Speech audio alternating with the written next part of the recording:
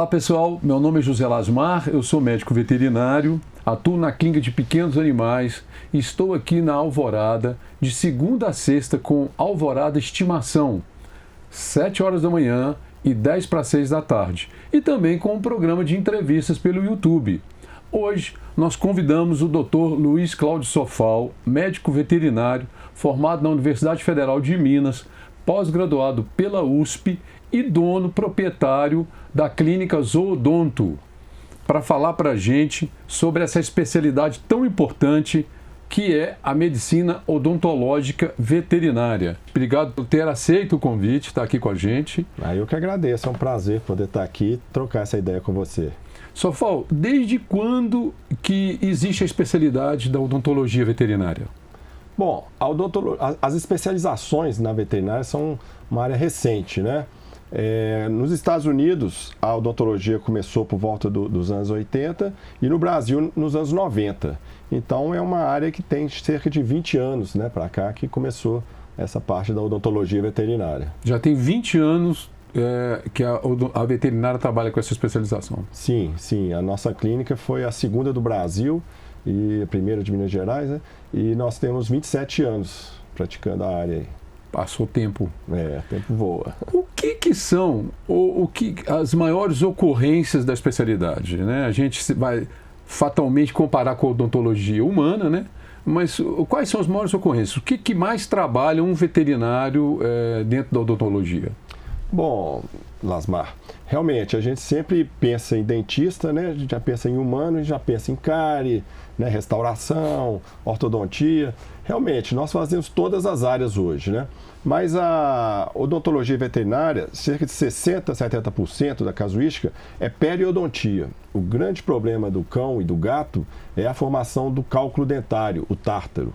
Então, isso aí leva à doença periodontal. Então, 85% dos cães e gatos acima de 8 anos de idade apresentam a doença periodontal e ela é a mais frequente. E depois do tratamento periodontal, que são a limpeza dos dentes, a raspagem do tártaro, a remoção do tártaro, às vezes extrações dentárias, que a doença periodontal leva à extração dentária, a gente também faz muito tratamento de canal.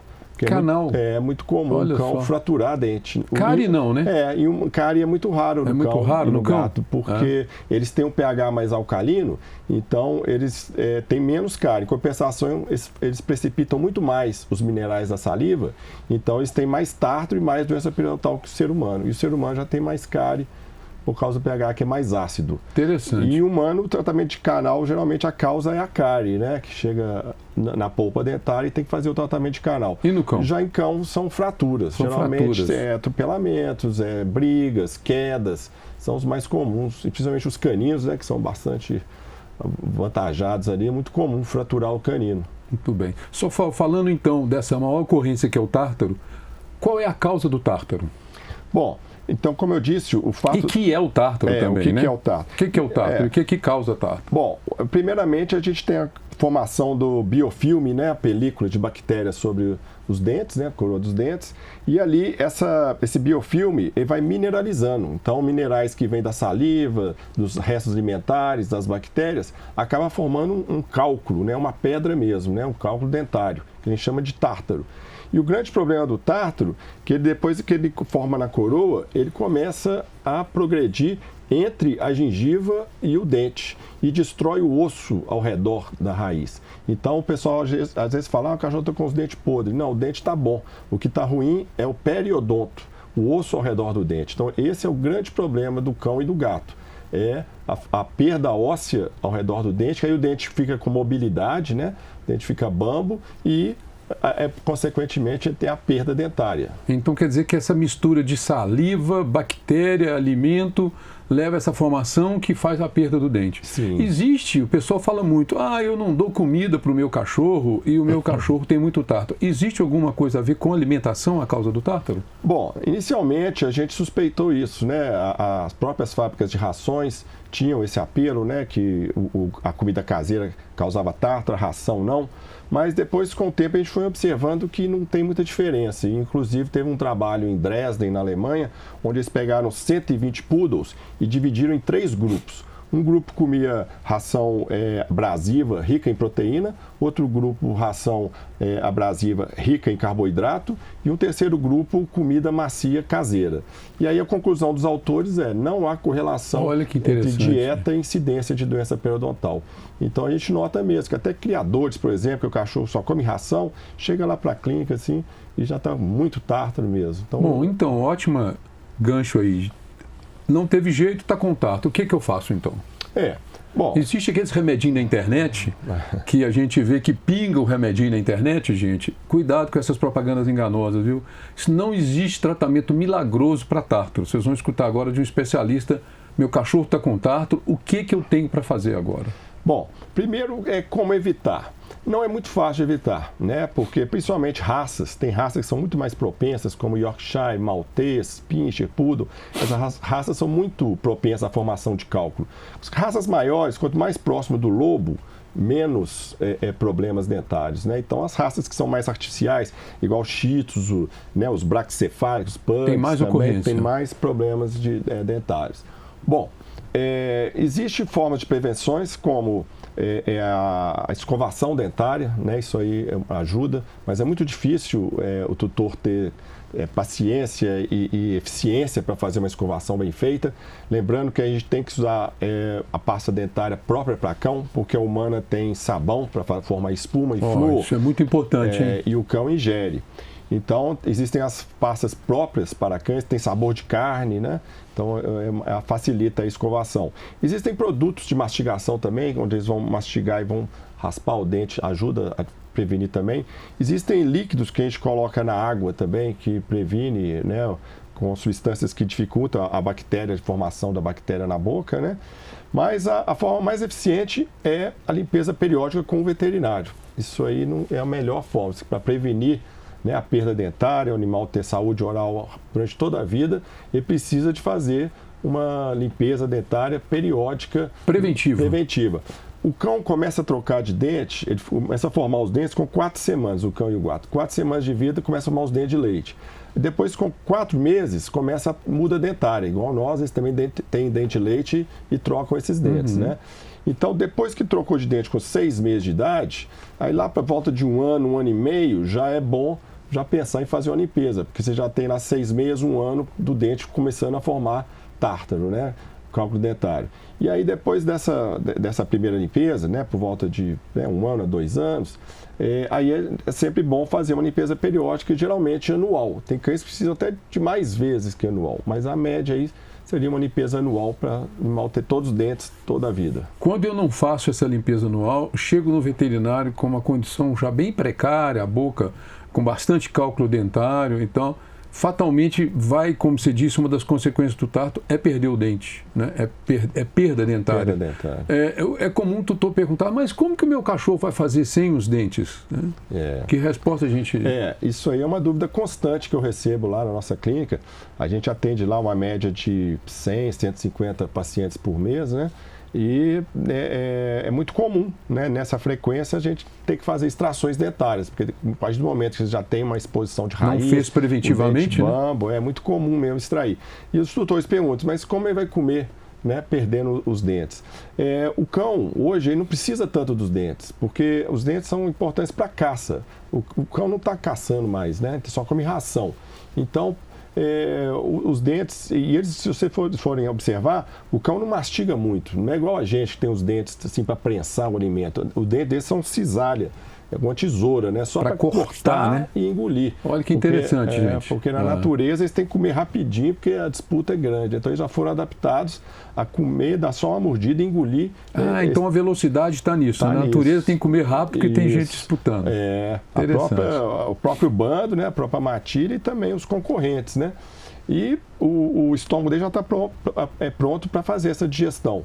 Então não tem problema, né? Então mesmo quando ele perde os dentes, ele consegue mastigar, até o gato também, só na gengiva ele consegue comer ração dura mesmo. Olha que interessante. A gente, quando faz as extrações no início, a gente passa uma dieta mais pastosa, mas depois com o tempo, os tutores falam, ele prefere muito mais a ração seca. O gato vai lá e come, escuta ele quebrando a ração, ingere, e é muito mais importante ele vai ter uma qualidade de vida muito melhor melhor, muito mais saudável do que mantendo aqueles dentes. Com os dentes podres. Porque então, aquilo também permite queda de bactéria na circulação. Então, seria a próxima pergunta. Quais são as consequências, além da perda dentária, quais são as consequências do tártaro? São muitas. Né? As maiores, né, que a gente vê lá são problemas renais, né, porque está sempre formando antígenos e anticorpos, são moléculas que são tóxicas para os rins. Né? Então, as insuficiências renais podem vir do cometimento da doença periodontal. O coração também, as válvulas cardíacas, às vezes uma bactéria pode parar numa válvula cardíaca, dá uma endocardite, ela resolve, mas fica uma cicatriz ali, uma fibrose. Então, a válvula já não vai fechar direito, então o animal às vezes tem um sopro cardíaco, a causa é a boca. Outros casos nós já entendemos também, fratura de mandíbula. Às vezes a perda óssea é tão grande que uma espessura de mandíbula cai assim, 1/4 do normal, e aí se tem uma queda, uma briga, qualquer coisa, uma fratura espontânea por causa de uma grande perda óssea. Olha que importância de manter a boca limpa, somente cães pequenos, Yorkshire, nós já pegamos muitos casos assim. Sofal, o tutor tem muito medo da limpeza por causa da anestesia geral.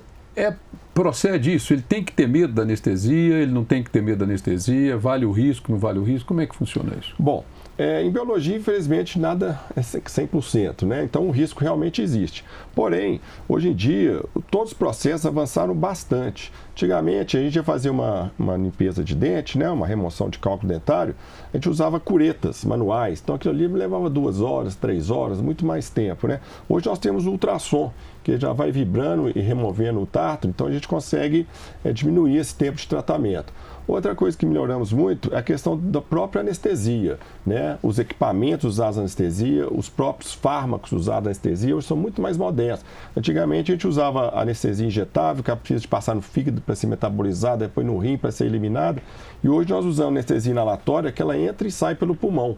Então, 99,8% das moléculas saem do jeito que entraram, parecido com o que é feito com o humano hoje. Olha, né? Que interessante. O óxido nitroso, que é usado em humano, a gente usa também, né, uma substância parecida no cão e no gato, onde a gente tem um risco muito menor, né? O índice de problema que nós temos é muito pequeno mesmo. Vale a pena. Não, é importantíssimo. Completamente. O benefício é bem maior que o risco. E o retorno também, que antigamente era comum fazer uma limpeza, o animal ter que ficar internado, saía no final do dia meio grogue e tal, isso deixava o tutor insatisfeito e ele ficava protelando, fazer a próxima limpeza, né? Então nós observamos isso e hoje a gente consegue fazer uma anestesia parecida com uma pessoa fazendo endoscopia, por exemplo. O animal vai, faz, depois rapidinho já está acordado, já vai embora. Então, com isso, os tutores conseguem levar com mais frequências. Importante demais essa informação. E a gente consegue muito mais sucesso aí no tratamento. Além de todo esse tratamento, vocês fazem também, se precisar, um implante dentário, dentista? Sim, isso aí foi uma coisa que com o tempo nós fomos, né, vendo a necessidade, fomos aprimorando, né, a técnica, e hoje a gente faz, né, como eu falei, além de principalmente a raspagem dentária, as extrações dentárias, o tratamento de canal, e a gente faz também implantes quando o tutor quer, por questão estética, precisa, né? Por questão estética, mas muitas vezes funcional também. Ortodontia também, às vezes, né, tem dentes que o cão ou o gato nasce com o dente mal posicionado e esse dente às vezes fura o lábio, machuca a gengiva, causa, né, um desconforto no animal, e aí a gente pode usar um aparelho para movimentar esse dente, então a gente faz ortodontia também. Prótese, às vezes o cão que fraturou um dente, a gente faz a prótese. Olha que interessante. Por exemplo, cães da polícia, do exército, tudo a gente atendeu lá e faz próteses metálicas, né? Que vai fortalecer o canino, principalmente esses dentes, cães de ataque, de presídio, polícia presidiária também nós já atendemos lá. E os implantes, a fratura de mandíbula também, as cirurgias ortopédicas também, né? A gente atende uma casuística também. E são basicamente essas áreas aí da odontologia veterinária que a gente muito obrigado todo dia. Por estar esclarecido tanto, gente, a importância da prevenção. Já tem um ditado que diz que a saúde começa pela boca. Então, a atenção ao tártaro, a atenção às afecções, aos problemas da boca é extremamente importante e faz de você um tutor zeloso e nota 5. Muito obrigado pela sua presença aqui. Eu que agradeço a oportunidade de esclarecer a sociedade aí, a odontologia veterinária. Um abraço e até a próxima.